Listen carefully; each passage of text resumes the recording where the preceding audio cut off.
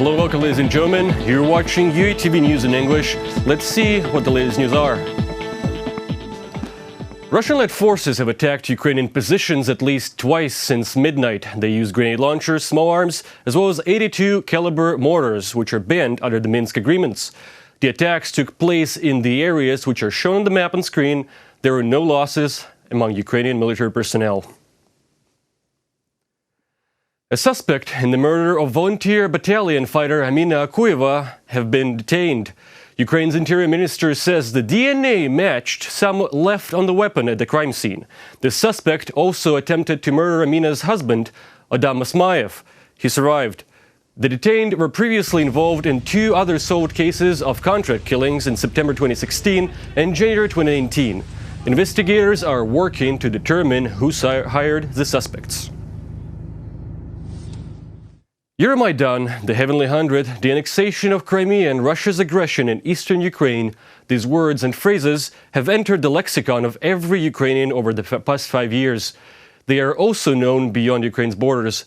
Let's take a closer look into this dictionary of sorts in this story. EU-Ukraine Association Agreement. On November 29, 2013, Viktor Yanukovych refused to sign Ukraine's association agreement with the European Union.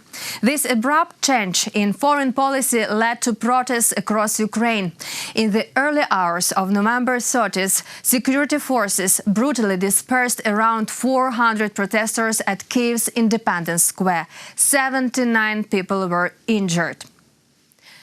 Euromaidan, Maidan, Revolution of Dignity. The violent crackdown turned the pro-European rallies into anti-government ones. More and more people joined the protest, which later became known as the Revolution of Dignity. The Heavenly Hundred. This is how Ukrainians refer to 106 activists who were killed in the clashes during the Revolution of Dignity.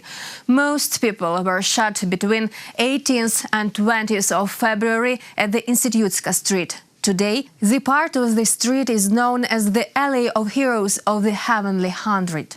Russia's annexation of Crimea. On the 20th of February 2014, Russia launched a full-scale invasion of the Ukrainian peninsula. So-called little green men, armed and without insignia, appeared in Crimea. In fact, they were regular Russian military personnel. On the night of February the 27th, Russian special forces seized the building of the Crimean parliament and government. In March, the occupational authorities held a sham referendum on whether Crimea should be part of Russia. The international community condemned the referendum and did not recognize its results. Russian aggression in eastern Ukraine. The next stage began when Russia and its proxies started military operations in the Donbass, violating the territorial integrity of Ukraine. On April 7, 2014, Russian-led forces seized administrative buildings in the Donetsk, Luhansk and Kharkiv regions. On April 14th, Alexander Turchinov, then acting president of Ukraine, announced the start of the anti-terrorist operation. It was the start of Russia's war in Ukraine, which is still ongoing. On the captured territories, pseudo-republics were created. They are controlled and financed by the Kremlin. As a result of Russian aggression, 44,000 square kilometers or 7% of Ukraine's territory were occupied. According to the UN, at least 13,000 people were killed as a result of this hybrid war. Reported by Olga Mikhaluk, UATV. Today is the last day of live English news from UATV. How come you were here, you ask? The Ukrainian government has decided to direct resources away from its international broadcasting arm and to close Arabic, Crimean Tatar and English language departments. Over the past 3 years, the English news service team, made up of translators, editors, reporters, designers, anchors and technical staff here at UATV, have worked together so news about Ukraine from Ukraine could be broadcast. This is our final story this hour. Dozens of Russian state media channels and propaganda outlets broadcast to the occupied territories in eastern Ukraine, as well as other parts of Donetsk and Luhansk regions. UATV was one of the few Ukrainian outlets available. It was watched both by soldiers and civilians. These soldiers who watched us on the front line did not pay attention to the language of our broadcasting. Some of them even watched news in English. There are many soldiers fluent in English. When the channel was launched on October 1st, 2015, it broadcasted in Ukrainian, Russian and English. Later, it was expanded and launched UATV Arabic and Crimean Tatar. Hello, my name is Alexander Kiri. You're watching UATV News in English. Украина в фокусе новостей на UATV. В студии Дарья Вершиленко. Здравствуйте. Ассаламу алейкум ва рахматуллах. Нушрат al-Akhbar. Assalamu alaikum warahmatullahi wabarakatuh. Bu UATV. Over the course of 4 years, UATV was connected to almost 400 cable networks and broadcast to nearly 30 countries in Europe, North America, Asia, Africa and the Middle East. The concept of UATV is to convey information about what's really happening in Ukraine to the world, in particular Arabic-speaking countries, that it's not a civil conflict in Ukraine and not some disagreements between politicians, that it's a real aggression by Ukraine's neighbor. One of the most exciting and newsworthy moments that I can remember is what happened in the Kerch Strait when the Russian Navy attacked and captured Ukrainian vessels and Ukrainian sailors. We were the first to get commentary from Ukrainian officials in English to the world. UATV's war correspondents covered exclusive stories from the front line in eastern Ukraine. They reported about the lives of those who returned from the front line. Along with Ukrainian veterans, Anastasia Kravchenko conquered Hoverla, the country's highest mountain. You can see the military that climbed the highest peak of Ukrainian Carpathians, which is 2,061 meters above the sea. Though they have prosthetic legs, I shared the truth with the world that Russia unfolded the war against us. The Russian aggressor invaded the territory of Ukraine. British instructors I spoke to last year, they said actually they were learning from the Ukrainian soldiers. So it's not just them teaching the Ukrainians, it's also the other way around as well, and how this benefits both countries. UATV's parliamentary correspondents covered firsthand the most important sessions. За 279 рішення прийнято. You can't even imagine what an honor it was for me to report, in particular to our Russian audience, about the voting of the Ukrainian parliament for the official military greeting. As the Russians call it, the Nazi slogan, "Glory to Ukraine." I had goosebumps when the MPs were voting for it.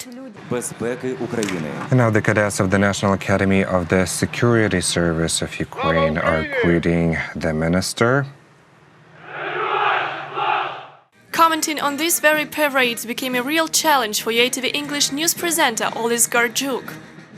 It was live.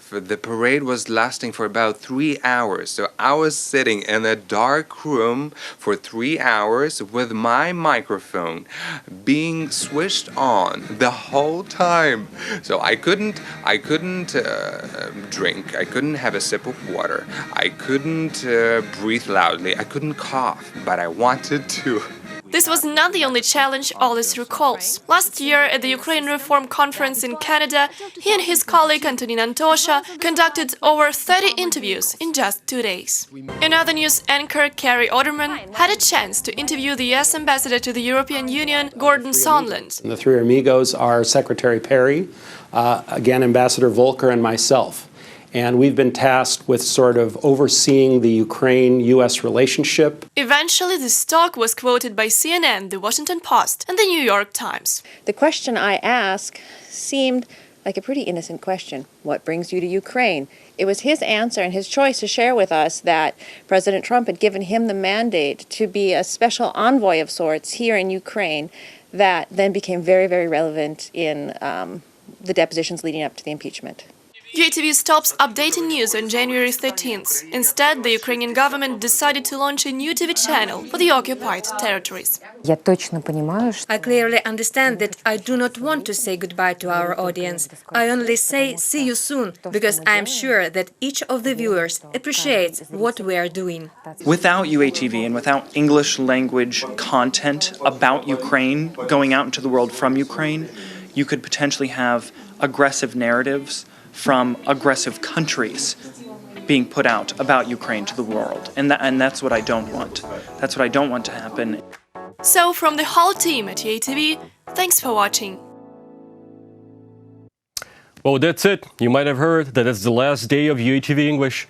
It's been a 3-year-long wild ride. Well, not anymore. Our team was happy to give you the news, and quite frankly, we as a team really enjoyed working on this channel, spreading the gospel of Ukraine. We tried to show you, our dear viewers, that Ukraine is much more than a poor, war-torn country, much more than the slander that many spread. We are not the ones to judge whether we succeeded or failed, but we very much hope to have given you reasons to come and experience Ukraine for yourselves. That's our last day, but it's not a reason to get sour. It's not a dirge. While we're abandoning the ship, we'll embark on a new one, and we'll surely bring you more. You can still check out our official social media, Facebook, YouTube, Twitter. Give us your feedback. We accept condolences, we accept well-wishing, and we hope you loved our news as we did. And we really loved making them for you.